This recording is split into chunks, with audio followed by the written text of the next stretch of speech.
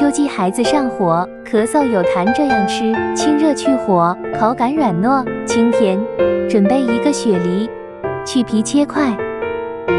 雪梨放入料理杯中，加入适量清水，搅打细腻，倒入锅中，加入30克淀粉，加入10克砂糖，小火熬煮，不停地搅拌，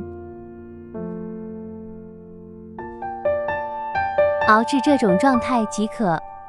模具中刷层薄油，放入雪梨膏抹平，冰箱冷藏2小时即可。脱模切块，沾裹1层淀粉，清甜爽口雪梨膏，给宝宝来一块口感软糯、清甜爽口。